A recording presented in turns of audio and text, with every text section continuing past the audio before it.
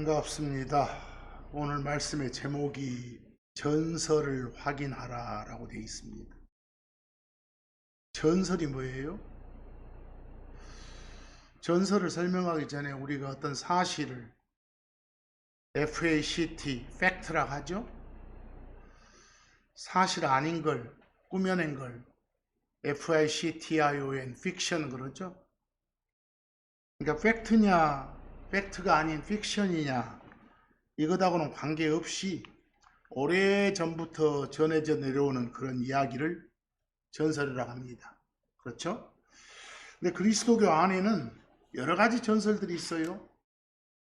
특히 전설 중에는 이 성경에 기록된 건 팩트인데 오래전에 누군가가 그 기록된 그 팩트와는 다른 해석을 해가지고 내려오는 전설이 있고, 또 하나는 번역 과정에서 이 번역자가 생뚱맞은 번역을 한 결과 그 번역본에 틀리게 기록된 내용이 전해지는 전설도 있어요. 쉽게 말하면 잘못 독해해서 내려온 전설, 오독에 의한 전설이 있고, 잘못 번역해서 내려오는 전설, 오역에 의한 전설도 있어요. 심각한 건 이 오역으로 인한 그런 전설이 참 심각한 현실이에요. 성경적인 진리, 성경의 팩트하고는 거의 무관한 전설들, 그 오염된 전설들이 활개를 치고 있는 게 현실이에요. 그리고 그것보다 성경적인 진리보다 오염된 그런 전설이 더 강력한 힘을 갖기도 해요. 큰일이죠. 팩트와 관계없는 그런 전설 중에 우리가 살펴본 것도 있잖아요. 지난 한두 주간 살폈던 것 중에서 예를 들어서 430년에 대한 전설이 뭐였어요? 그건 이집트에서 이스라엘이 속박당했던 기간이야. 이건 전설이죠. 팩트 아니죠. 팩트는 뭐였죠? 아브라함이 가나안 입성할 때부터 이집트 탈출할 때까지의 기간을 말하는 거였잖아요. 또 400년도 430년 이집트 종살이 중에서 요셉이 총리했던 30년 빼고 나머지 기간 말한다. 이건 전설이죠. 그건 이스라엘이 타국 생활하면서 핍박당하고 고난당했던 그런 기간만 빼서 400년 그랬잖아요. 그런 게 팩트잖아요. 여기서 그 외에도 그 팩트 확인할 것이, 여러분 복습란에 보면 그 70년 배웠죠? 포로 생활했던 기간이었다고? 기억나죠? 또 70일에 그 490년에 해당되는 70일에 이스라엘의 운명에 관한 예언이었죠. 그 예언 중에 483년에 해당된 것은 이미 과거 역사가 됐잖아요. 앞으로 남은 7년이 미래 역사로 남아있고요. 대신 그 사이에 2000년 이상의 기간이 끼어 있다라는 말씀도 이미 드린 적이 있습니다. 오늘 말씀의 제목이 아까도 말했지만 전설을 확인하라예요. 전해져 내려온 이야기라고 해서 무조건 통용되는 이야기라고 해서 무조건 무비판적으로 받아들여서는 안 된다, 이 말씀이에요. 우리가 신앙생활 하면서 자주 접하는 전설들 많죠.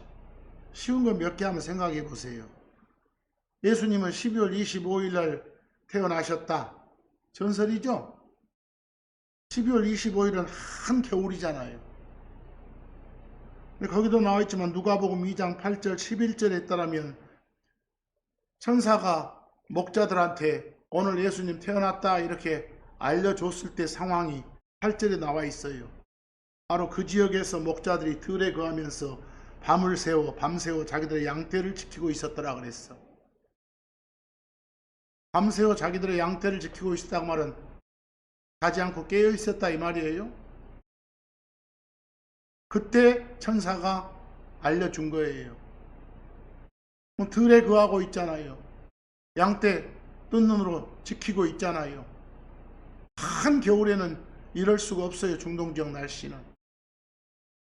그리고 12월 25일은 한겨울이니까 한겨울에 태어났다는 것은 픽션이죠. 전설이죠. 이런 식으로 팩트 확인을 하시라 그 말입니다. 거기서. 그리고 예를 들어서 거기서 밤새워 자기들의 양떼를 지키고 있었으니까 이 목자들은 잠에서 깨어 있었잖아요. 자지 않고 있었잖아요. 그러니까 혹시나 누군가가 목자들이 자고 있었는데 말이야, 천사들 소리에 그 잠에서 깼어, 이렇게 말하면 그것 또한 전설 아니겠어요? 전설을 확인하라가 그런 말씀이에요. 왜 우리는 그런 전설들을 경계를 해야 돼요? 이런 전설들. 주 하나님 말씀을, 엄중한 말씀을 인간이 소비하기 좋은 그런 이야기로 변질시키는 거예요. 그것들이. 성경이 말하지 않는 걸 말하는 거, 이게 다 전설이죠. 성경과는 다르게 말하는 게 이게 다 전설이죠. 그게 전설이다라고 기준 세우는 것이 하나님 말씀 바르게 대할 수 있도록 길을 잃지 않게 해줄 강력한 나침반이 된다라고 생각하면 돼요. 여러분, 그 예수님 낳은 어머니 그 마리아에 대한 전설도 많지요. 마리아는 죄가 없는 존재다. 마리아는 죄인이 아니다. 일부 종교에서는 죄가 없다, 무죄. 그래가지고 예수를 낳았다, 수태, 무죄 수태설. 이걸 주장하는데 다 전설이에요. 죄인의 마리아가 제외된다는 기록은 성경 어디에도 없어요. 여기 로마서 3장 23절에 모두가 죄를 지어 하나님의 영광에 이르지 못했다. 이 모두에 누구도 포함되는 거예요. 마리아도. 죄인 맞아요. 또 누가복음 1장 47절 그 마리아가 기도하잖아요. 내 영이 내 구원자 하나님을 기뻐하였도다, 이렇게요. 마리아 스스로 하나님을 자기의 구원자라고 부르고 있잖아요. 구원자가 필요하다 그 말은 본인이 스스로 죄인이다 하는 걸 인정하는 결정적 증거잖아요. 죄가 없다면 구원자가 필요 없을 테니까요. 그렇죠? 마리아 죄인 맞아요. 또 누가복음 2장 22절 보세요. 거기 나온 모세의 율법은 레위기 12장을 말하는 거예요. 여러분, 레위기 12장 가보시면 여자가 어린아이를 낳으면 일정 기간 클린하지 못하다 불결하다고 규정하고 있어요. 반드시 깨끗하게 하는 어떤 정결의식, 정결례를 치러야 된다고 말하고 있어요. 레위기 12장이에요. 특히 사내아이를 낳았을 때는 7일간 클린하지 못해, 그리고 33일간 깨끗하게 정결하게 하는 의식 기간을 거쳐야 된다고 40일이라고 나와 있어요. 여기서요. 그 기간이 차면 이제 아이 데리고 성전에 가서 어떤 속죄음을 드리고 번제음을 드리고 해야 된다고 나와 있다니까요. 마리아가 만약에 죄 없는 여인이라면 이런 의식 자체가 필요 없겠잖아요. 그런데 누가복음 22장 보면 뭐라고 되어 있어요.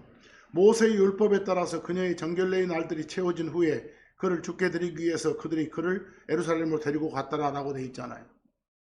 죄인 맞잖아요. 바로 어떤 무죄수태, 이런 것은 전설이죠. 그런 걸 바로 잡으시란 소리예요.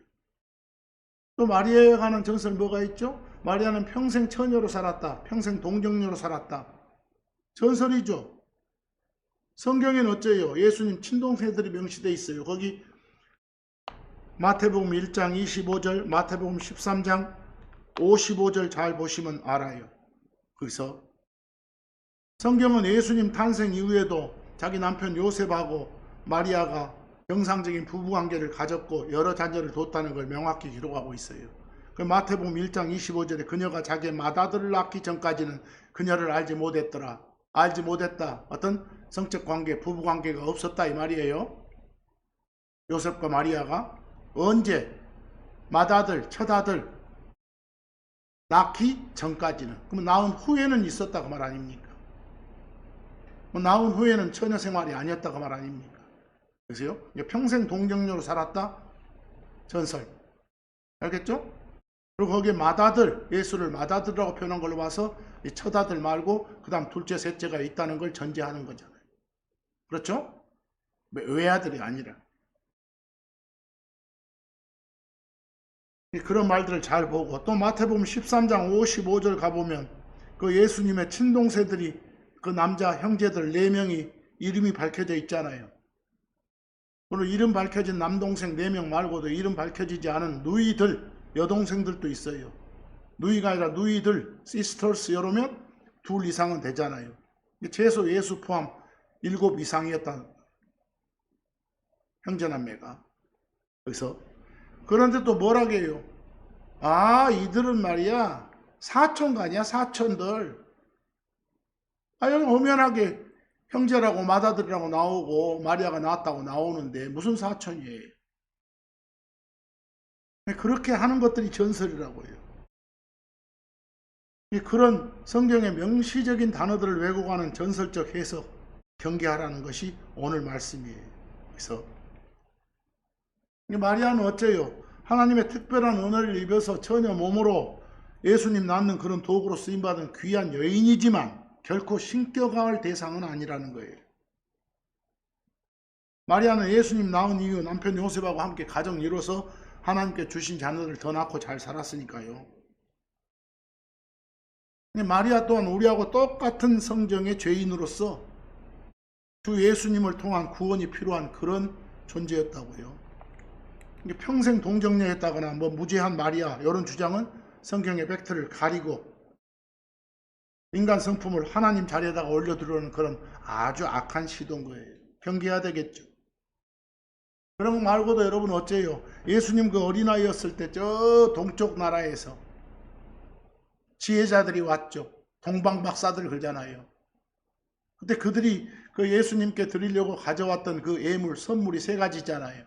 황금하고 유향하고, 유황이 아니라 유향, 모략하고. 근데 그게 세 가지니까 다들 추측을 또 하죠. 그때 온 박사들이, 그때 온 지혜자들이 3명이었구나. 예물이 세 가지였다는 팩트지만 그 예물 가지고 온 사람들이 3명뿐이었다. 이건 전설이죠. 근데 그런 전설들이 횡행하잖아요. 거기 마태복음 2장 11절 그들이 집으로 들어갔을 때 그 어린아이가 자기 어머니 마리아와 함께 있는 걸 그들이 보고 엎드려서 그에게 경배하였더라. 그들은 자기들의 보물함들을 연 후 그들이 그에게 선물들 곧 황금과 유향 그리고 모략을 주었더라. 예물이 세 가지란 소리지 사람이 3명이란 말에는 어디도 없잖아요. 확인하지도 않은 그런 전설들이 왜 위험하겠어요? 성경을 왜곡하니까. 명확한 기록이 있음에도 전설에 익숙해지면 성경 읽으면서도 자꾸 그 틀린 전설의 렌즈로 보게 되는 거예요. 바르게 알아야 하나님 바르게 섬길 수 있다는 그런 진리가 꺾이잖아요. 기록된 말씀, 팩트에 근거해야 될 신앙이 전통 전설에 근거하게 되면 분별력을 잃는단 말이에요. 아시겠죠? 여기 참고적으로 제가 그 별표에 버진이란 영어 단어 적어놨어요. B-I-R-G-I-N 이렇게 버진이라고. 영어 단어 버진은 뭔 뜻이에요? 성적인 경험이 없는 순결한 상태의 남자나 또는 여자, 남녀를 말해요. 이 한자의 한국말로는 동정 그러죠. 동정. 구체적으로 남자면 동정남 또는 총각, 여자면 동정녀 또는 처녀 이렇게 말하면 되는 거예요. 근데 성경에 버진이 나오면 문맥 잘 판단해서 동정남인지 동정녀인지 결정을 해야 되겠잖아요. 근데 불행하게도 여러분 보는 번역본도 마찬가지예요. 많은 한글 번역본 애초부터 잘못된 번역의 결과로 남자인데 여자라고 해놓은 거예요. 말이 안 되잖아요. 그래서 특히 요한계시록 그 14장에 그 14만 4천 명에 대한 언급이 있거든요. 그래서 14만 4천 명. 계시록 14장 4절 보세요. 이들은 저 앞에 나온 14만 4천 명을 가리켜요. 이들은 여자들로 더럽혀진 적이 없는 자들이라 그랬어요. 이 말은 이들은 남자들이니라 이 말 아니요. 여자들로 더럽혀진 적이 없는 남자들이니까 총각들이고 동정남들이다 이 말이겠죠. 그러니까 그 뒤에 이는 그들이 동정들이기 때문이라 이렇게 됐어야 되는데 여기다가 갑자기 처녀가 나오는 거예요. 생뚱맞잖아요. 남자가 여자다? 이런 말 돼버리잖아요. 그렇게 말도 안 되는 전설을 가지고 붙들고 있는 거예요. 그리고 뿌득뿌득 우기는 거예요.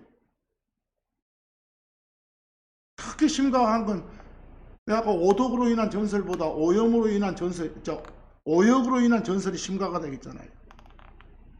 항상 염두에 두세요. 성경이 말하지 않는 걸 말하는 게 전설이다고요. 분명히 계시록 14장 4절에 14만 4천 명은 총각이라고요. 남자라고요. 동정남이라고요. 이게 성경이 말하는 팩트예요.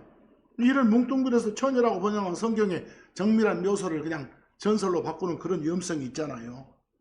확인하라고요.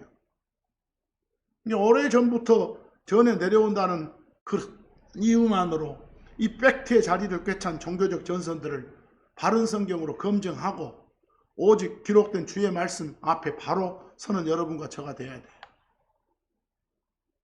여러분, 정말로 걷어내야 될 전설 중에 또 뭐가 있어요? 하나님 성품에 관한 그런 전설이 있어요.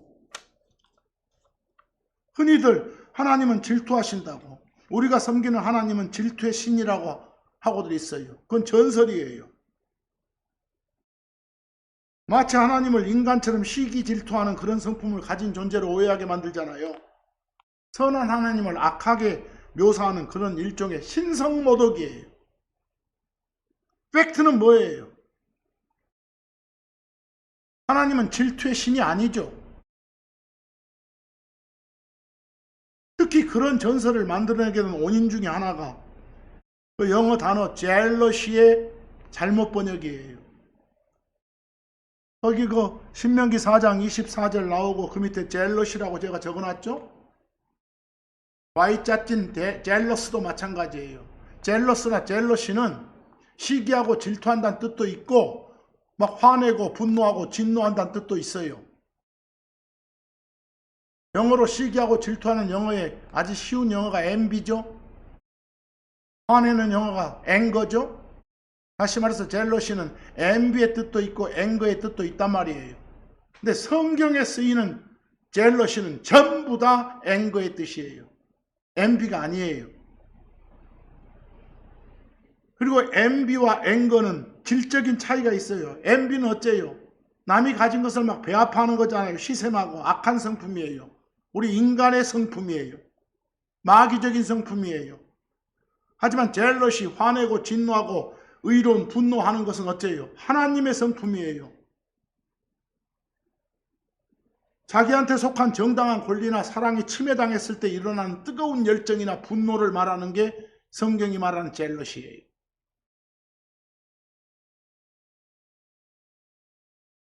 바로 거기 신명기 24장 24절 같은 거 번역할 때 이는 주 네 하나님이 사르는 불이고 곧 진노의 신이시기 때문에 할 때 거기다가 질투의 신 이러면 안 된다는 소리예요. 자기가 아는 단어 지식 딱 그 수준만 묶여가지고 하나님을 나쁜 하나님을 만들면 쓰겠어요? 그 성경이 입증하잖아요. 그 시편 78편 58절 뭐라겠어요? 그들이 이스라엘 백성들이 자기들의 산당들로 그 산의 집 막 집들 우상 숭배하려고 지은 집들 그것들로 그분의 하나님의 분노를 일으켰다고 나오잖아요. 그 다음 뒤에 비슷한 맥락을 다시 설명해 주고 있죠. 자기들의 새긴 형상들로 막 우상 같은 걸로 그분의 하나님의 진노를 일으켰다. 분노를 일으켰다 그랬죠. 질투를 일으켰다가 아니라. 그 밑에 비교해 보면 개역성경이나 그 개정판도 잘 번역하고 있네요. 젤러시를. 근데 신명기 32장 16절도 보세요. 그들이 이방신들 가지고 그분을 자극해서 진노케 하였다. 화나게 만들었다고 말해요. 하나님을. 다시 말해서 가정한 것들로 그분을 자극해서 분노케 하였다. 이래야 문맥이 통하잖아요. 근데 같은 말을 쭉 이어나가면서 앞에는 진노라고 하고 뒤에는 질투라고 쓰겠어요? 전혀 다른 개념인데? 아까도 말했지만 하나님의 젤러시는 진노와 열정이라니까요. 당신 백성이 우상숭배로 타락했을 때 타오르는 하나님의 거룩한 분노, 또 그들을 지키시고자 하는 하나님의 강한 열정, 이게 젤러신 거예요. 예를 들어 여러분 출애굽기 20장 5절도 마찬가지잖아요. 거기 뭐라고 해요? 너는 스스로 그것들에게 우상들에게 절하지 말고 또한 그것들을 섬기지 말지니라 하잖아요. 아니 하란 거 안 하면 혼난다고 해놓고 그 다음 뭐라 하겠어요? 이는 주 네 하나님인 내가 진노의 신이니까 그렇다. 안 하면 내가 화낸다. 벌 준다. 이 소리예요. 안 하면 내가 다른 놈들 회섬겨 나 빼놓고 이렇게 질투한다. 이 말이 아니에요. 바로 진노의 신이니까 그렇지 뭐 질투의 신 걸지 마세요. 시기 질투라고 번역을 하면 하나님이 마치 사랑을 구걸하다가 뜻대로 안 되면 시기 질투하는 인간 존재로 전락되잖아요. 하나님은 누군가를 시기 질투하는 분이 아니세요. 하나님은 당신의 거룩함이 훼손될 때 진노하시고 자기 백성을 향해서 뜨거운 열정을 품으시는 그런 존재이시라니까요. 그러니까 하나님이 질투하신다 이런 표현은 인간의 악한 성품으로 덧칠하는 그런 잘못된 가르침, 왜곡된 전설이에요. 주의하셔야 돼요. 거기서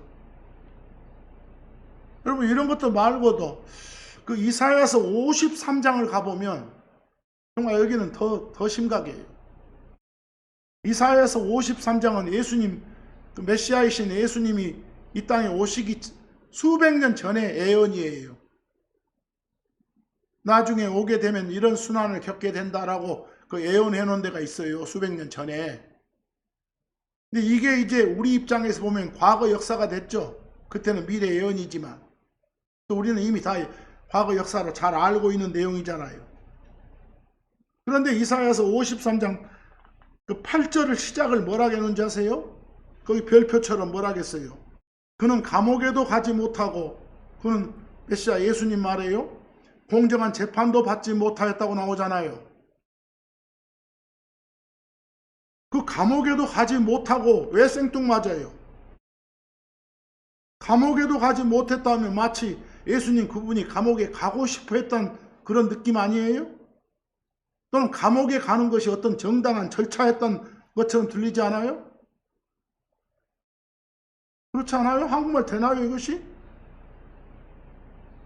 좀 이따 보지만 성경은 분명히 어떤 부당한 구속으로, 부당한 재판으로 인해서 그분이 죽음 당했단 말을 하고자 하는 거예요. 여기서 감옥에도 가지 못하고 하면 어떤 행정착오가 있어가지고 그렇게 됐네, 이런 오해가 생기잖아요. 근데 이걸 가지고 뭐라 하면서 막 또 설명하려 예를 들어요. 정말 가관이에요. 웃기는 짬뽕이라고요. 이게 다 전설이라는 거예요. 그럼 이걸 좀 파헤치기 전에 하나 볼 것이, 제가 별표에다가 거기 프리즌이란 단어를 하나 소개해놨어요. 프리즌 보이세요? 근데 그 단어 보기 전에 여러분 잘 아는 단어 school, school 딱 떠오르죠. 학교 하면 건물 떠오르죠. 장소 떠오르죠. 근데 그거 학교란 뜻만 있나요?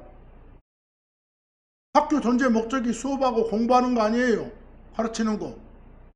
수업, 공부 이런 뜻도 있는 거예요. 예를 들어서 가다 go에다가 to 어디로, 그 다음 school 나온다고 해봐.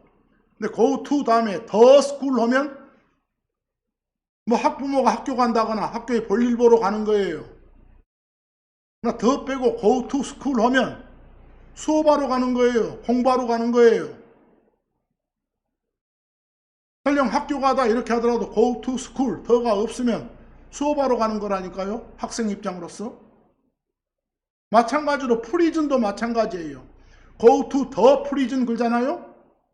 감옥에 가는 거예요. 면회 가는 거예요. 다른 행정 업무 보러 가는 거예요. 접견하러 가는 거예요. 그러나 go to prison 하면 감옥의 존재 목적이 어떤 수감시키고 감금하고 구속시켜 놓은 거잖아요.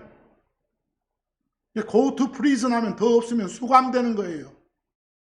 구속 상태가 되는 거예요.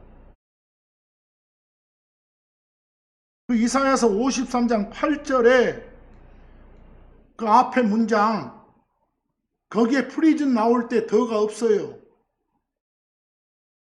구속과 수감을 말해요. 감옥이 아니라. 근데 왜 엉뚱한 감옥이 나와요? 거기 이사야서 53장 8절 한번 봐보세요. 저는 번역을, 그는 예수님 그분은 구속과 재판으로 인해서 데려가졌도다 그랬어. 거기 하나 은유적 표현을 잘 보세요. He was taken 할 때 taken 체크해 보세요. 여러분 영어 동사 taken은 데려가다요. 그거는 수동태니까 데려감 당했다지. 우리 일상적 표현에서 이런 말 한번 생각해 보세요. 몇 년 전에 어떤 그 아주 노인 양반 건강한 걸 봤어. 나중에 안부를 누가 물었어. 야, 그분 잘 계시냐? 아니, 그분 작년에 데려가셨어? 데려감 당했어? 돌아가셨단 말이지 뭐. 알겠어요? 그리고 여기도 그분이 데려감을 당했다. 이 말은 죽임 당했다. 죽으셨다. 그 말이요. 그러고 나서 그 뒤에 어떤 죽음의 이유 원인이 나오는 거예요. 거기 he was taken from 나가죠. 이 프람도 체크해봐. 맨날 한국 사람들은 프람이 나오면 뭐뭐로부터 이랬어. 그것에 고정돼 있어. 좀 이따 나오겠지만 영어 out하고 of하고 여전 out로 나와도 맨날 뭐뭐로부터 이러고만 나가. 다른 번역도 있는데 프람은 뭐뭐로부터 라고 시작의 출발점만 나타나는 게 아니라 뭐뭐 때문에 원인이나 이유나 근거를 나타낼 수도 있어. 예를 들어서 죽다가 die, 배고파 하는 것이 hunger, 그럼 die from hunger 하면 배고픔 때문에 죽는 거예요. 배고픔으로부터 죽는 게 아니라. 여기 프람이 바로 그런 이유나 근거예요. he was taken, 그는 데려감을 당했다. 그가 죽임 당했다 그 말이에요. 왜? 부당한 구속과 부당한 재판으로 인해서요. 그런 것 때문에요. 그 말을 해주기 위해서 그 뒤에 from prison, 더 없는 prison, 구속이나 수감, 감금을 말하는 거. 그 다음 빌라도 앞에 가서, 제사장 앞에 가서 재판받아 재판 말하는 judgment 이렇게 나온 거예요. 독해 되세요? 무슨 감옥이요? 그 다음 보니까 그러니, 즉 그분이 억울하게 죽음 당했으니 누가 그의 세대를 선포할까? 대답해라 하는 질문 아니에요. 수사 의문문이에요. 이제 그분이 죽었기 때문에 선포할 자가 없는데 어쩔까라고 탄식하고 있는 거예요. 그 다음 보니까 이는 그가 끊어져. 거기 끊어질 때가 컷오프예요. 여러분 컷오프 당했다는 거 알죠? 그분이 끊어졌다 그 말은 그분이 죽임을 당했다, 데려감 당했다 이 말이요. 이 말도. 끊어져서 살아있는 자들의 땅 밖에 있는 거예요. 무슨 말이에요 지금? 아니 거기 번역을 살아있는 자들의 땅으로부터 끊어졌다 해도 돼. 거기에 영어가 out of 나와. out of 뭐뭐로부터 라는 번역도 있고 뭐뭐 밖에 라는 번역도 있어. 어디에서 나왔다는 뜻도. 여기서 명확히 이해하려면 밖에가 좋아. 끊김 당했다, 컷오프 당했다, 죽었다 그 말이에요. 죽었으니까 몸뚱아리는 무덤에가 있고 혼은 땅 밖으로 떠난 거예요. 무덤은 어디요? 땅이지. 온 우주를 세 등분하면 땅이 있고 저 땅 위 하늘이 있고 저 땅 아래 지옥이 있어. 무덤은 어디냐? 땅 아래가 아니요. 땅 위가 아니요. 땅이요. 땅은 땅인데 겉으로 드러나지 않는 부분, 땅의 속 부분을 무덤 그런 것이요. 뭐 예수님이 죽임 당했어. 몸은 시체는 무덤에 있어. 말은 땅에 있어. 땅이란 경계 안에 있어. 뭐 혼은 땅 아래니까 땅이란 경계 밖이요. 그게 땅 밖이요. 하늘도 땅 밖이고. 그랬기 때문에 이제 누가 그를 선포할까라고 이렇게 절망적인 탄식을 하고 있는 거예요. 그 다음에 예수님 왜 죽었어? 그 뒤에 보니까 내 백성의 범법으로 인해서 그가 고난을 당하였기 때문이라고 그랬어. 여기서도 고난을 당했다라고 번역한 영어가 저 끝에 보세요. 스트리컨이 나와. 여러분들 누구를 치다 때리다 할 때 스트라이크 그러죠? 스트라이크의 수동태가 스트리컨이에요. 때리다의 수동태니까 맞다지 뭐. 때림 당하는 거니까. 채찍에 맞고 그래서 죽었지. 그럼 그가 맞았다. 죽었다 이 소리예요. 왜? 당신 죄 때문이 아니라 우리들 죄를 대신해서 대속 죽음. 우리의 범법으로 인해서 이 말이에요, 지금. 여기 어디 감옥이 나와요? 근데 여러분 보는 번역본도 감옥에도 가면 뭔 말이에요 도대체? 저거도 몰라 번역해놓고. 그런 번역은 전설이란 소리예요. 그런 것들을 잘 좀 하란 소리입니다. 예수님 그분이 왜 구속당하고 부당한 재판받고 왜 땅 밖으로 쫓겨나야 했어요? 그분의 죄가 아니라 우리 백성의 범법 때문이라고 나오잖아요. 예수님 그분은 구속과 재판으로 이 원인에 의해서 데려감 당했어. 죽음 당했어. 근데 그 실질적인 이유는 그분의 죄가 아니라 내 백성의 범법 때문이었다고 나오잖아요. 그래서 그분이 얻어맞으셨다고 나오잖아요. 고난 당했고 고통 당했고 돌아가셨다고 나오잖아요. 그런 표현들을 뭐가 어렵습니까? 예수님의 시체인 몸은 어째요? 우리 살아있는 자들이 발딛고 있는 이 땅 떠났어요. 떠났기는 떠났는데 잘 생각하세요.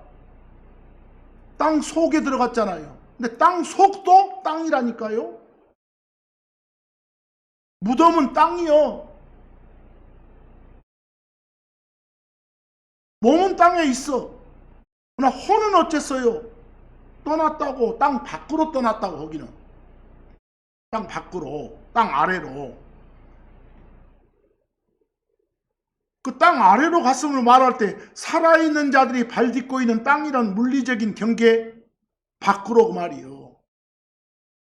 이런 표현들 잘 하시라고. 예수님 어쨌어요? 여러분들 성경 기록 보면 겟세마네에서 체포당했죠? 빌라도 앞에 가서 재판받았잖아요. 결국 죽음으로 몰아넣었잖아요. 예수님 체포는 단순한 연행이 아니라 부당한 구속이요. 그 겟세마네에서 포박당하시는 그 순간부터 프리즌, 더 없는 것, 그 상태에 들어가신 거예요. 구속 상태에.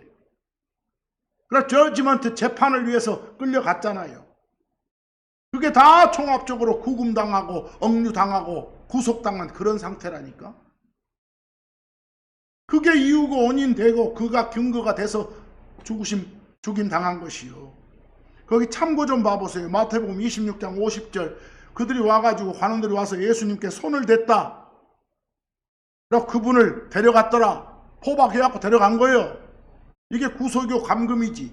요한복음 18장 12, 13절. 예수님을 붙잡아 그분을 결박했더라. 묶었더라고 하잖아요. 잡아가지고 묶는 게 구속이요. 잡을 굿자 묶을 속자. 이래가지고 이런 이유로 시작해서 죽음 당했잖아요. 그래서 제발 전설 버리고 팩트를 붙들러 하는 게 오늘 전설을 확인하라예요. 하나님은 전설 속에 계시지 않고 이 기록된 말씀 안에 계시는 거라니까요. 여기서 이왕 나온 김에 또 하나 유명한 전설 하나 있죠. 요나 알죠? 요나가 고래 뱃속에서 기도했다고. 요나가 기도했는데 어디서 했다고? 고래 뱃속에서. 그때 배, 그 말은 타고 다니는 배가 아니라 이 복부 말이에요. 복부. 영어로 벨리예요. 벨리 댄스 이런 거 들어봤죠? 배, 복부.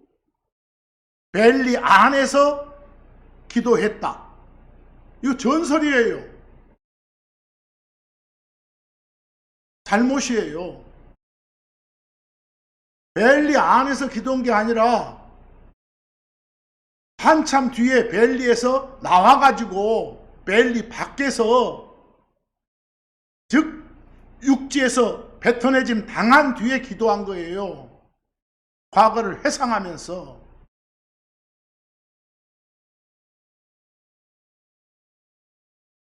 거기 하나 이거 좀 자세히 좀 봅시다. 거기 제가 퀴즈라고 해놨어요. 퀴즈 보이세요? 여러분 예를 들어서 10명이 기도를 했다 해봐. 10명이. 근데 그중 3명은 건물 안에서 했어, 기도를. 그리고 나머지 7명은 건물 밖에서 기도했어. 이처럼 기도 장소를 구분하고 싶어. 3명은 기도 장소 밝힐 때 건물 안에서 했다고 하고 7명은 기도 장소 밝힐 때 건물 밖에서 했다고 하고 그럼 거기에 퀴즈 1번 영어 좀 봐봐. 3, 셋. obtain 10명 중에 3명은 prayed 기도했다. in the building 건물 안에서 이렇게 해줘야 될 것이고 또 구분하기 위해서 나머지 7명의 기도 장소를 말하려면 2번처럼 7, 7 obtain 10명 중에 7은 prayed 기도했다. out of 밖이요. the building 건물 밖에서 이렇게 in하고 out of은 정 반대말이요. 안과 밖이요. 이렇게 해줘야 돼. 거기서 아까도 말했지만 out of은 뭐뭐로부터 이런 출발점을 말하는 해석도 있어. 그냥 그대로 직역으로 뭐뭐 밖에서 어디에서 나가가지고 이런 번역도 많다니까. 이제 한번 봅시다. 거기 참고 좀 봐봐. 사도행전 22장 17절은 바울 이야기고 그 다음에 사도행전 11장 5절은 베드로 이야기예요. 잘 들으세요. 여기서 사도행전 22장 17절 바울 이야기에 바울이 내가 다시 예루살렘에 왔을 때 바로 내가 성전에서 기도하는 동안에 그 부분 잘 봐봐. 기도했다고 어디서? 성전에서. 성전이 템플이죠? 성전에서 그 말은 템플 안에서, 템플 속에서. 템플 밖이 아니라 템플 안에서 기도했다고. 템플에서 기도했다고. 그때 거기 킹제임 성경 영어 전치사 뭘 썼어요? in 썼죠? in the temple이라고. out of 썼어요? 거기 out of이 나오면 성전 밖에서 기도했다 이러고 나올 것이고 in이 나왔으니까 성전 안에서 기도했다라고 정직한 번역했잖아요. 사도행전 11장 5절도 봐보세요. 베드로 이야기가 내가 욥바시에서 기도하고 있다. 거기 부분 잘 보세요. 어디서 기도했다고? 그 욥바라는 도시 안에서. 예를 들어서 우리가 여기서 기도했으면 광주라는 도시 안에서 기도한 거지. 광주라는 도시의 경계를 벗어나가지고 저 화순에서 기도한 거라든가 저 나주에서 기도한 거 아니잖아요. 광주에서 기도했다 이러면. 그럼 여기도 욥바시에서 기도했다. 욥바 안에서, 욥바 속에서, 욥바라는 경계 안에서 기도했다니까 당연히 뒤에 전치사 뭐가 나올 거나 예상돼요. in 나올 거란 예상되죠? 여기 보세요. in 나와 있죠? in the city of 조파라고. 그랬어요? out of 썼어요? in 썼어요? in 썼잖아요. 여러분이 보는 킹제임 성경에 in이 써 있잖아요. 그래서 앞으로 어디 안에서 할 때는 in이구나. 어디 밖에서 할 때는 out of이구나. 이렇게 딱 결론을 내려놔야지. 이게 증거니까. 이제 그 밑에 퀴즈 좀 보세요. 잘 들으세요. 그 요나서 2장 1절을 가지고 제가 그냥 재구성해 놓은 건데 거기 잘 보세요. 요나가 그 물고기의 뱃속에서 배 안에서 여기 배는 쉽이 아니라 벨리예요. 그 벨리 안에서 주 자기 하나님께 기도하며 나왔어. 어디서 기도했다고요? 벨리 안에서. 그럼 당연히 이 한국말 되기 전에 영어는 벨리 안에서 할 때 인이 나오겠어요? 아웃옵이 나오겠어요? 인이 나오겠죠. 만약에 뭐가 나왔다면 아웃옵이 나왔다면 안에서라고 번역하면 되겠어요? 안 되겠어요? 안 되겠잖아요. 밖에서라고 번역해야지. 안에서 나왔다로 번역해야지. 사도행전으로 연습했잖아요. 금방. 그럼 거기 요나가 그 물고기의 배 안에서 뱃속에서 주 하나님 자기께 기도했다 하려면 거기 오른쪽 영문을 1번을 써야겠어요? 2번을 써야겠어요? 2번을 써야 되겠죠? 이렇게 번역하려면. 근데 만약에 뒤쪽 영어가 인이 아니라 아웃옵이라고 돼 있다면 한국말을 바로 잡아야겠죠. 뭐라고? 배 밖에서라고. 잘 기억해 두세요. 이제 그 밑에 요나서 1장 17절하고 2장 1절 봅시다. 여기 한 가지 조심하세요. 여러분들 성경은 그 장절로 나눠져 있죠? 이건 후대 편의상 나눈 거예요. 다 그냥 하나로 쭉 이어지는 글이에요. 요나서 1장 17절하고 요나서 2장 1절은 쭉 이어지는 하나의 글이에요. 하나의 글로 쭉 한번 봐봐. 주께서 요나를 완전히 삼키도록 큰 물고기를 준비해 두셨더라. 이 큰 물고기가 나중에 고래라고 밝혀지죠? 고래를 전에 준비해 두셨어. 그러니까 그 고래가 요나를 삼켰어. 그러면 준비해둔 그 고래한테 요나가 삼킴 당했죠? 삼킴 당한 요나 어디 있겠어? 그 고래 안에, 고래의 벨리 안에 있겠죠? 그래서 그 다음에 뭐라게? 요나는 새 낮과 새 밤 동안 그 물고기의 배 안에, 그 물고기의 벨리 안에 있었더라 그랬어. 어디 삼킴 당한 요나의 장소가 어디라고요? 벨리 안이요. 그러니까 뭘 썼어 전치사? 인 썼잖아요. 체크해 두세요. 거기다 인 안 쓰고 뭘 썼다면? 아우롭 썼다면 무슨 말이겠어? 삼킴 당했던 요나가 어디에? 벨리 밖에 있었다고 말하면 고래가 토해냈네? 이러고 느껴지지. 그러나 여기는 육지로 토해내기 전이잖아요. 그러니까 벨리 안에 있었지. 그리고 바로 그 다음이 이어져. 된. 여기 된 중요 표시하세요. 이 된 때문에 난리가 난 거예요. 여러분 영어 된은 그때 앞에 어떤 사건이 있었어. 바로 그때 이런 번역도 있고 거기서 한참 지나가지고 그 뒤에 그 후에라는 번역도 있어.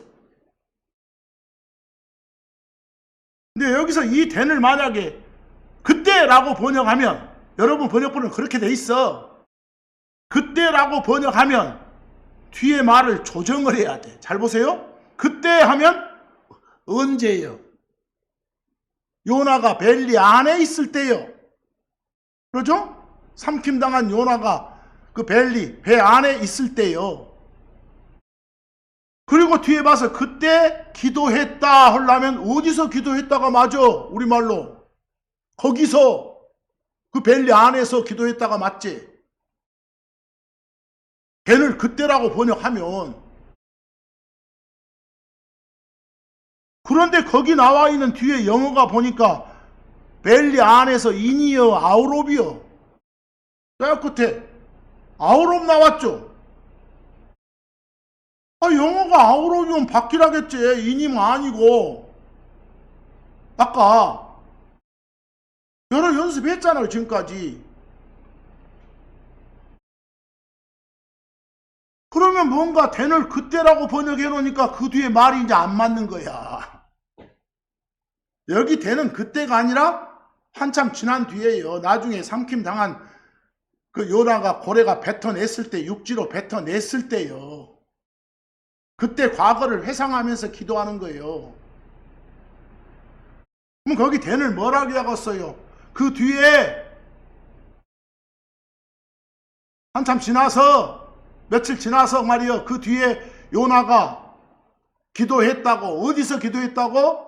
육지에서 기도했다고. 그럼 육지라 하려면 어디요? 그 물고기의 배에서 나와가지고 기도했다지. 다시 말해 그 물고기의 배 밖에서 기도했다가 맞겠잖아요. 그렇죠? 그래서 그렇다는 걸 알려주려고 거기 킹제임 성경 영어에 뭐라고 돼 있어요? 인을 썼어? 아우롭을 썼어? 아우롭 썼으니까 당연히 밖에서라고 해야겠지.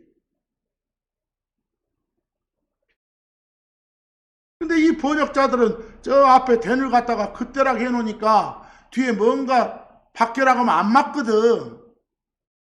그 배 안에 있을 때 바로 그때 기도했다 하려면 배 안에서 기도했다 이렇게 해야 맞겠잖아요. 앞에 어떤 단어의 번역이 틀리니까 나중에 그냥 쭈르륵 지 생각에 맞춰버린 거예요. 그래서 요나가 고래 뱃속에서 기도했다는 그런 이상한 전설이 생긴 거예요. 알겠죠? 아니, 논리적으로 한번 생각해 봐봐. 논리적으로. 고래한테 삼킴당한 요나 자체는 이미 죽은 거예요. 그 말은 시체, 몸은 벨리 안에 있는 거예요. 하지만 혼은 떠난 거예요. 벨리 밖으로.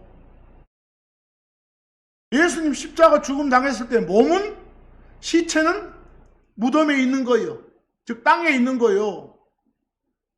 그러나 혼은 이미 땅 밖으로, 땅 아래로 떠난 거예요. 예수님이 요나를 표적으로 삼잖아요. 이거 알아먹으라고. 거기서 삼킴 당했다 요나가 고래한테. 그럼 그 벨리 안에는 뭐가 있다? 죽은 몸, 시체가 있다. 혼은 땅 아래로 떠났다. 이런 식이요. 만약에 벨리 안에서 기도했다면 그 안에서 어쨌다? 살아있다고 말은 전혀 죽음이란 게 없었단 말 되잖아요. 그 안에서 살아있었으면. 그래서 요나 표적 들면서 마태복음 12장 40절에 뭐라고 합니까? 예수님이 요나가 새 낮과 새 밤 동안 그 고래의 배 안에, 벨리 안에 있었듯이 그와 같이 사람의 아들인 나도 새 낮과 새 밤 동안 땅의 속에 있을 것이기 때문이라. 그래야 짝이 맞잖아요. 그 고래의 벨리가 바로 요나 죽은 몸, 시체 담고 있는 곳이고, 여기 땅 속도 예수님 시체 담고 있는 곳이고, 그럼 땅 속은 어디요? 거기 땅 속 할 때 그 속이란 영어가 하트라고 나와 있죠? 하트? 여러분들 하트는 뭐 심장이라고 할 수도 있고 심장부라고 할 수도 있고 속이라고 할 수도 있고 그래. 여기는 속이요, 속. 근데 여러분 보는 번역본으로 대부분의 번역본이 거기를 뭐라 해? 땅의 심장부 요렇지. 하나 물어봅시다. 땅의 심장부가 어디요? 땅의 심장부에 있다는데 거기가 어디냐고. 짚어져? 하나 안 짚어지니까 저그들끼리 만들어가지고 여기서 말하는 땅의 심장부는 지옥이요? 전설이라니까? 여기서? 우리가 일반 사회생활에서 심장부 하면 어디 뭐 정치경제의 중심지, 서울은 뭐 무엇의 심장부다 이런 말은 쓰지만 성경에서 하트는 그냥 심장이란 뜻도 있지만 속, 겉으로 드러나지 않는 부분을 말하는 영어라니까. 흔히 쓰는 심장부란 뜻으로의 하트는 영어, 성경에 없어. 여러분 예를 들어서 출애굽기 15장 8절 봐봐. 거기가 증거예요. 하나님께서 홍해를 갈랐잖아요. 홍해바다를. 바람을 일으켜서 물기둥이 쫙 섰어. 바닥이 보였어. 전에는 안 보이던 요 바다 속이 보였어. 거기가 응고된 거예요. 엉긴 거예요. 거리 지나갈 수 있도록. 뭐 어디가 엉겼다고? 어디가 응고됐다고? 바다 속이. 바다 속도 바다요. 바다라는 경계를 벗어나지 않는 거예요. 바다 속도 바다. 평소에 물로 덮여 있을 때 겉으로 드러나지 않는 부분을 말해. 그럴 때 속이란 뜻으로 하트를 쓰고 뒤에 바다를 쓴 거예요. 바다의 심장부 걸지 말고. 바다의 심장부면 어디란 말이에요. 알지도 못하면서 그렇게 하지도 마시고. 거기서 요나 몸이 있었던 물고기의 벨리는 물고기 속이고, 예수님 몸이 있었던 그 시체가 있었던 것도 땅 속이고, 땅 속은 무덤이라니까. 그리고 땅 속은 땅이요. 땅 위도 아니고 땅 아래도 아니고 땅.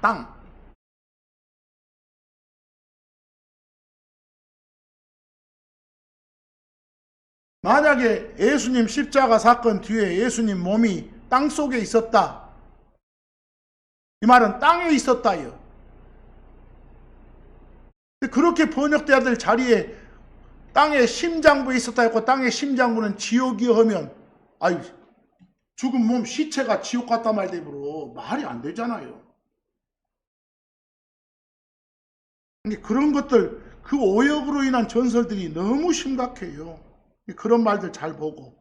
우리가 어쩌습니까? 온 우주를 이렇게 3등분 할 때 땅을 기준으로 우리가 있는 건 땅이고, 그 다음 저 하늘 패러다이스 낙원 있는 곳이 땅 위고, 저 지옥 있는 곳이 땅 아래예요. 3등분해서 땅 아래 대표 장소가 지옥이고, 땅의 대표 장소가 죽음하고 연관됐을 때 무덤이고, 땅 위의 대표 장소가 낙원이에요. 죽음하고 연관된 장소를 말할 때. 그 빌립보서 2장 10절 보세요. 하늘에 있는 것들과 땅에 있는 것과 땅 아래에 있는 것들의 각 무릎이 예수란 이름에 꿇도록 하시기 위함이라고 나오지. 그 우주를 구분하고 있잖아요. 하늘이 나오잖아요. 거기는 땅 위라고 표현 안 했지만, 그 다음 땅에, 그 다음 땅 아래, 이렇게 3등분 해놨잖아요. 땅과 땅 아래와 땅 위, 이렇게. 그렇게 구분하시라고요. 그리고 앞으로 무덤 그러면 땅을 말하는 거라고, 땅에 있는 거라고. 좀 더 구체적으로 말하면 겉으로 드러나지 않는 땅 속에 있는 거라고, 이렇게 말해 주시라고. 거기서 그런 표현들을 좀 잘 해주시고, 한 가지 그 별표에 soul, 혼이란 영어하고 spirit, 영이라는 거, 이거 좀 잘 좀 보시기 바랍니다. 이것에 관한 전설도 심각하죠. 여러분, 영혼 몸 말할 때 하나인 혼, 그러면 그 혼은 죽지 않고 떠나잖아요. 죽지 않잖아요. 하지만 영혼 몸을 가진 사람도 혼이라고 하죠. 사람 자체를 가리키는 혼이라면 혼은 죽는다, 맞잖아요. 사람이 죽는 거니까. 그래서 앞으로 혼이 나오면, 소울이 나오면 영혼 몸 중에 하나를 말하는 그런 혼인지 사람 자체를 말하는 혼인지 알아야겠죠. 뭐냐에 따라 달라지잖아요. 만약에 혼은 죽지 않는다 이렇게 누가 말했어. 근데 그 혼이 사람을 가리키는 혼이라면 그건 전설이죠. 그러나 그 혼이 영혼 몸 중에 하나인 혼이라면 그건 팩트죠. 다르잖아요. 영도 어째요? 영혼 몸 중에 하나인 영을 말할 수도 있고, 또 하나는 사람 아닌 신을, 그 천사 같은 그런 신을 가리켜서 신들, 천사들을 하면 영들 이렇게 표현할 수도 있잖아요. 근데 영이 나오면 영혼 몸 중에 영이냐, 어떤 신을 가리키는 영이냐 판단해야겠잖아요.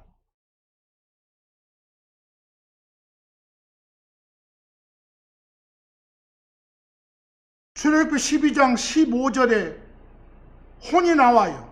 너희는 이래 동안 누룩 없는 빵을 먹을 것이요 첫째 날부터 일곱째 날까지 누룩 있는 빵을 먹는 자는 누구든지 간에 이스라엘에서 그 혼은 이스라엘에서 끊어지리라. 끊김 당하리라. 컷오프 되리라. 아까 죽으리라 나왔죠. 기억나죠? 아까 이사야서 53장에서 죽으리라 이 소리요. 혼이 죽는다고 나오잖아요. 팩트죠. 왜? 이 혼은 뭐니까? 사람 자체니까. 사도행전 2장 31절 그리스도의 부활에 관한 거예요. 그의 혼이, 예수님의 혼이 지옥에 남겨지지 아니하였고 그의 육체도 썩음을 보지 아니하였더라고 했잖아요. 영혼 몸 중에 혼이죠. 몸은 어디 있고? 땅에 있었지, 시체로. 혼은 땅 아래 지옥으로 갔지. 가서 복음 선포하셨으니까. 복음 선포를 했다기보다는 어떤 승리했다, 이놈들아 나 봐라, 내가 신이다 하나님이다 라는 걸 선포하고 오셨으니까.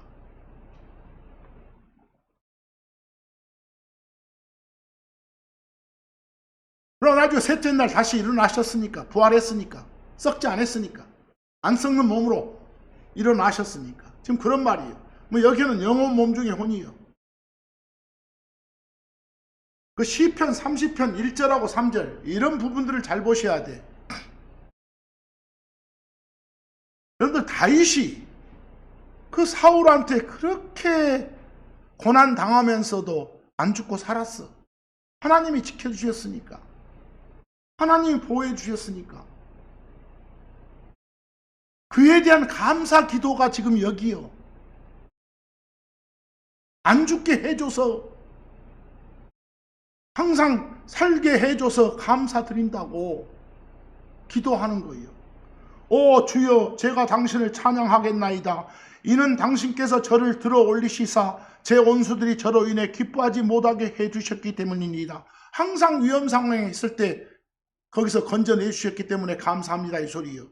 그 다음에 3절 잘 봐봐. 여기서 오 주여, 지금 죽어본 적 없는 다윗이 기도하고 있는 거예요. 오 주여, 당신께서 제 혼을 무덤에서 끌어올리셨나이다 그랬어. 무슨 말이요? 항상 죽을 상황마다 죽지 않게 이렇게 저를 지켜주셨나이다 이 소리요. 여기서 제 혼을 그 말은 저를 그 말이요. 다윗의 영혼 몸 중에 하나인 혼이 아니라 다윗 자체라고. 더 쉽게 그 뒤에 뭐라게, 당신께서는 제가 구덩이로, 여러분들 땅에다가 파는 구덩이 그 속에다가 시체 집어넣는 거예요. 그게 무덤이요. 구덩이로 내려가지 않도록 저를 지켜 살게 하셨나이다. 그 말은 안 죽게 해주셔서 감사합니다 이 말 아니요. 여기 나온 혼은 뭐라고? 다윗의 영혼 몸 중에 하나인 혼이 아니라 다윗 자체라고. 자기 자신을 안 죽게 이렇게 살게 해줘서 감사드린다고. 그런 감사 기도요. 안 죽게 해줬습니다만 저를 무덤에 안 가게 해주셨습니다. 저를 저 구덩이에 그냥 파묻히지 않게 해주셨습니다. 이 말 아니요. 안 죽게 해줬습니다. 이 말을 이렇게 표현한 거예요. 그럼 거기에 나온 그레이브는 당연히 무덤이지. 근데 이 이상한 놈들이 여기 혼을 뭘로 오해를 또 해. 이 혼은 영혼 몸 중에 혼인데 그 혼은 안 죽잖아. 아니 안 죽는 혼이 어떻게 무덤에 가? 혼은 땅 아래로 가지. 어떻게 땅으로 가? 이렇게 뿌득뿌득 우기면서 여기를 또 뭔 이상한 장소 음부라고 번역해 놓은 것이요. 미친놈들이요. 그런 장소는 없어. 죽음하고 연관된 땅의 대표 장소는 무덤이고, 땅 아래는 지옥이고, 땅 위에는 낙원이고, 이것밖에 없어. 복잡하게 좀 하지 마라. 창세기 46장 26에서 27절에 혼 나오죠. 혼. 그건 사람 자체를 말하는 거예요. 디모데전서 4장 1절에 영 나오죠. 영은 거기 마귀를 말해, 천사를 말해, 신을 말해, 신. 영혼 몸 중에 영만 있는 게 아니란 소리요. 마지막으로 베드로전서 3장 19절, 예수님이 십자가 사건 후에 어쨌어? 몸은 시체로 무덤에 있었고 혼은 땅 아래로 떠나셨지. 땅 아래 갔더니 거기 영들이 갇혀 있어. 딱 보니까 그 갇혀있는 영들은 노아의 날들에 사람 남자의 몸을 입고 여자들 취해가지고 시의 혼잡을 초래했던 그 놈들, 그 천사들이요. 그 신들이요.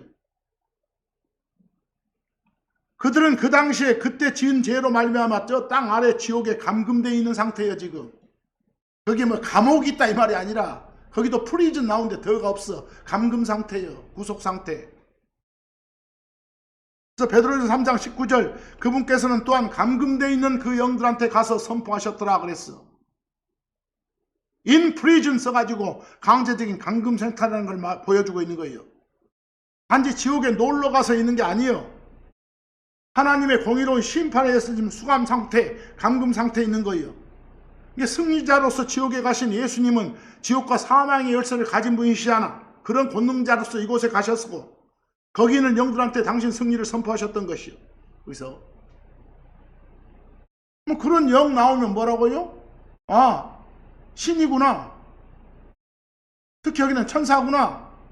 특히 여러분들은 저 노아의 날들에 그 반역을 했던 그런 못된 천사들이구나. 이렇게 아는 것이요. 그래서 예수님은 십자가에서 죽으신 뒤에 그분의 몸은 어디 있다고요? 땅속에. 땅속이 뭐라고요? 무덤이라고. 그럴 때 말하는 영어가 땅의 하트라고요. 혼은 지옥에 가셨다고. 십자가 사건 후 그들한테 갔다니까. 다시 말해서 예수의 혼이 지옥에 간 거예요. 죄 때문에 간 거가 아니에요. 당신의 공의로운 계획 아래 특정 목적을 위해서 가신 거예요. 내려가갖고 어째요? 노아시대 반역했던 그 영들한테, 그 신들한테, 그 천사들한테 하나님의 승리를 선포하셨어.